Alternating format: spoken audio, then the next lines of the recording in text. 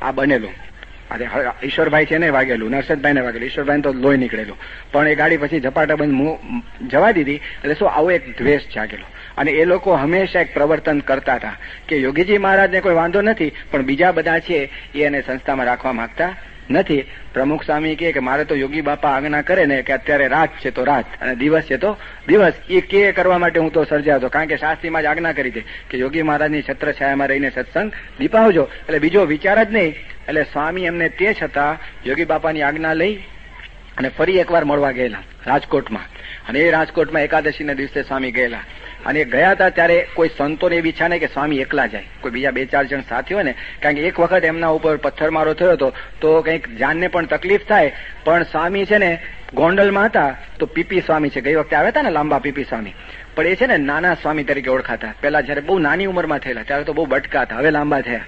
તો એ ટૂંકા હતા એટલે નાના બાળક જેવા હતા, નાની ઉંમરમાં થયેલા. તો એ નાના સંત હતા. તે પ્રમુખ સ્વામીને કહ્યું કે તારું પોટલું તૈયાર કરજે કે છે, અને મારે તને સાથે લઈ જવું છે. એટલે એને કહ્યું તારે કોઈને કહેવાનું નહીં. હવે સ્વામી આજ્ઞા કરે એટલે કોઈને કીધેલું નહીં. અને સ્વામી આમ ગુરુકુળમાં આમ જતા હોય ને, આટો મારતા હોય એવી રીતે ગોંડલની બહાર ગયા. અને પછી ત્યાંથી એક હરિભક્તની ગાડીમાં સ્વામી એકલા જ, કેટલા આમ સિંહ પુરુષ કહેવાય, નીડર સ્વામી, જેને રામ રાખે ને કોણ ચાખે, સ્વામી એકલા ગયેલા એના કેમ્પમાં. અને ત્યાં હરિપ્રસાદ ને બધા સંતો હતા. એકાદશી દિવસે બધા ધામધૂમ કરતા હતા. સ્વામીને કે તમે કઈ લેશો? સ્વામી કે આજે તો હોતું હશે કઈ, આ તો યોગી બાપાની આજ્ઞા છે. અને પછી સ્વામીએ સમજાવ્યા. 2 કલાક સુધી સ્વામી બેઠેલા. સ્વામી કે બધું તમારું માન્ય, તમે આવો યોગી બાપાના આશ્રય તમે રહો, તમે બીજું બધું તમે ચાલો ભૂલ માફ કરવા તૈયાર છે, સ્વામી ઇઝ રેડી, પણ તમે પાછા ચાલો. આ તમે ખોટો પક્ષ પકડો છો, યોગ્ય નથી. પણ એ બાબતમાં પણ માન્યા નહીં અને સ્વામી પાછા આવ્યા. અને યોગી બાપા બહુ ઉદાસ થઈ ગયા. ત્યાર પછી યોગીજી મહારાજે કોઈ દિવસ સભામાં કે ક્યાંય પણ પ્રાઇવેસીમાં પણ દાદુભાઈનું નામ પણ ઉચ્ચાર્યું નથી. નેવર. પહેલા યોગી મહારાજ એનું નામ અવારનવાર સભામાં બોલતા કે દાદુભાઈ ખરેખર છે. કોઈ દિવસ હરફ ઉચ્ચાર્યો નથી. કે ને કે મોટા પુરુષની ડાયરીમાંથી નામ નીકળી ગયું. Since that day he never remembered them. અને 39 સંતો હતા એમાંથી પણ કોઈને રિમેમ્બર નથી કર્યા. આ યોગી ચરણ પાછા કેવી રીતે આવ્યા? એના બાપુજી સુરવીર છગનભાઈ એ કે આ માળો યોગી મહારાજને મૂકીને ક્યાં ચોટી ગયો? એટલે એ પહોંચ્યા ત્યાં આગળ સોખડા. એ લોકો ગયા પછી સોખડા ગયા. સોખડા છે એ મંદિર છે, એ પણ આપણી સંસ્થાના નામે જ છે. પણ કેટલા દયાળુ સ્વામી.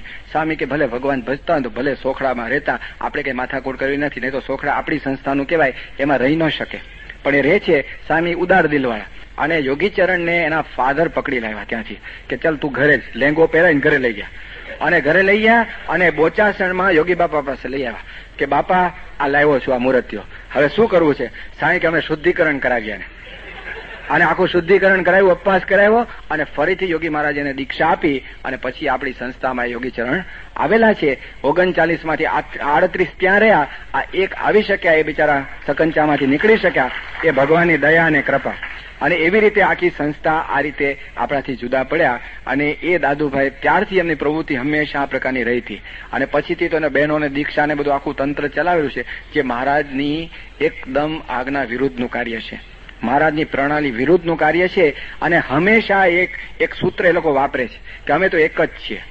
આ એક હંમેશા વાપરે છે. અને અભાવ અવગુણ ન લેવા, આ 2 સૂત્ર હંમેશા એક કહેતા હોય છે. અભાવ અવગુણ ન લેવા એટલે સમજવા જેવું છે. અભાવ અવગુણ નહીં લેવા આપણા આત્માના કલ્યાણ માટે 100%ની વાત છે. પણ કોઈ ખરેખર ખોટું કરતું હોય તો 53નું વચનામૃત વાંચજો. મહારાજે લખ્યું છે કે પંચવર્તમાનમાં ફેરફાર હોય તો અભાવ લેવો. એટલે અભાવ લેવો એટલે ભૂંગળું વગાડવું નહીં, પણ મોટા પુરુષને તો વાત કરવી, કારણ કે એનું સોલ્યુશન હોય. આપણે કોઈ કેસ હાથમાં ન લેવો. એટલે એ લોકો પોતાનું ઢાંકવા માટે શું કે અભાવ અવગુણ ન લેવા. અને પછીથી તો બરાબરનું આખું તંત્ર ચાલ્યું. ત્યાં આગળ એક પ્રણાલી અમે સ્થાપી કે આ બધાને કેમ ના પકડી રાખવા. એટલે કોકને બ્રહ્મ સ્વરૂપનું ટાઇટલ આપ્યું, કોઈને મુક્તનું ટાઇટલ આપ્યું. અને બધાની મૂર્તિઓ મંદિરમાં પૂજામાં આવતી થઈ. હરિપ્રસાદ બ્રહ્મ સ્વરૂપ ક્યારે થઈ ગયા ખબર નહીં, પણ એ પ્રગટ બ્રહ્મ સ્વરૂપનું ટાઇટલ લાગ્યું. હવે એ તો સામાન્ય આ બધા સંતો સાથે ફરનારા માણસ, પણ એને પ્રગટ બ્રહ્મ સ્વરૂપનું ટાઇટલ આપ્યું. એટલે એને થયું કે હવ તો હવ. દાદા એ પેલા દાદુભાઈ તો કે કાકાજી, પરમ પૂજ્ય કાકાજી, એ પણ બ્રહ્મ સ્થિતિ વાળા. પછી બાબુભાઈ પણ પરમ પૂજ્ય. અને પછીથી પપ્પાજી, અને એનું નામ પરમ પૂજ્ય પપ્પાજી. પછી એનો દીકરો આજે અક્ષર વિહારી છે, બાબુભાઈનો દીકરો, એ પણ પરમ પૂજ્ય થઈ ગયો. ઈશ્વર સ્વામીની જોડમાં એ ફરતા. એ માણસ સવારે 9 વાગે ઉઠવા વાળો માણસ. એ બ્રહ્મ સ્થિતિ કેમની કેવી એ બહુ પ્રશ્ન જેવું છે. અને એ બધા જ આ રીતે આખું તંત્ર ઉભું કર્યું અને બધાને ટાઇટલ્સ આપી દીધા. આજની ઘડીએ ત્યાં નાનામાં નાનો સંતો એની જન્મ જયંતિ ઉજવાય છે. હવે જન્મ જયંતિ અહીંયા ના ઉજવાય. અહીંયા એક ગુણાતીત સંત બીજી કોઈ ઉજવાતી જ નથી. કારણ કે અમારો જન્મ પૂછે તો કે પ્રમુખ સાહેબનો જન્મ તે દિવસે અમારો જન્મ. આ અમારી રીત છે. ત્યાં બધાની જન્મ જયંતિ ઉજવાય અને ફુગા લટકાવે અને કેક કપાવે એટલે થઈ જાય ને ખરું. અહીંયા ખરેખરું છે. માન પાન એવી વસ્તુ છે કે ભલ ભલાને પાણી પાણી થઈ જાય કે ભાઈ આ ખરું છે. અમારા એક મિત્ર છે હરીશભાઈ, મુંબઈમાં રહે છે. એના બધા જ મિત્રો ત્યાં છે અને એ પણ ત્યાં જ ગયો હોત, પણ એને જયારે આ જુદા પડ્યા ત્યારે એ મંદિરે ગયો ત્યારે મંદિરમાં તાળા જોયા અને બહાર પેલી નોટિસ વાંચી કે બાબુભાઈ દાદુભાઈ જુદા કર્યા છે. તે જ વખતે દ્વિધામ હતો મારે શું કરવું. વોટ હી ડીડ, ઘરે ગયો, ઘરે માળા લઈને બેઠો, ભગવાનનું ભજન કરું. જોગી બાપાને કાગળ લખ્યો કે બાપા આમાં મને સમજાતું નથી કે આ દાદુભાઈ બાબુભાઈ આટલી બધી સેવા કરતા દેખાય છે, એને જુદા કર્યા અને અહીંયા મંદિરમાં બીજા સંતો મારે સમજવું શું. યોગી બાપાએ સ્પષ્ટ લખ્યું કે દાદર મંદિરે જવું, કોઠારી સ્વામી કે એમ કરવું. સ્પષ્ટપણે સ્વામીએ લખ્યું તો એ બચી ગયા, નહીં તો એ પણ એ બાજુ ખેંચાયો હોત. એવા ઘણાના જીવનમાં આવા પ્રસંગો બનેલા. પણ પછીથી આ સંપ્રદાયથી જુદા થયા ત્યારે શું એ કે અમે એક જ છીએ. આ નંદા સાહેબ છે 3-4 વખત બાપા સાથે આવેલા પૂછવા કે સ્વામી આ બધું એક જ થાય તો સારું, આ બધું જુદું જુદું છે. તો પ્રમુખ સાહેબ બહુ સરસ કે છે, સાહેબ કે બધું એક જ હતું, જુદું એમણે કર્યું છે. એમણે જુદું કર્યું છે. દાદુભાઈ બાબુભાઈ પોતે પૂજાવા મનાવવા માટે આખું જુદું તંત્ર કર્યું અને સ્ત્રીઓમાં પણ બ્રહ્મ સ્વરૂપ બનાવી દીધા છે. એમાં પણ બધા ટાઇટલ આપ્યા છે, એની બધી મૂર્તિઓ ગોઠવતા થયા. એટલે શું તંત્રમાં આખો સડો. ગુણાતીત સંત એક જ, જેને માટે શાસ્ત્રીમાં જે દાખલો કર્યો એ ગુણાતીત માટે મુંડાવ્યું હતું.